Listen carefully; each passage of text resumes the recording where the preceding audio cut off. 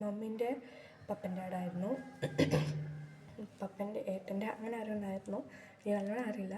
അപ്പം അവിടെ പോയപ്പം ഫംഗ്ഷന് പോയപ്പോൾ എനിക്ക് എന്തോ ചുണ്ടൊക്കെ എന്തോ വായി നിൽക്കണം തോന്നുന്നു, കണ്ടില്ലേ.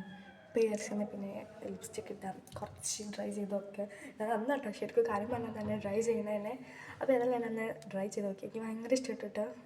ആദ്യത്തെ ഒരു ഒട്ടി പിടിക്കലൊക്കെ ഉണ്ടാകും, പിന്നെ അത് ഫോളോ ചെയ്ത് നല്ല ലിപ്പായിട്ട് വരും. കാണിച്ചു തരാം, ഞാൻ ട്രൈ ചെയ്തിട്ട് നോക്കി.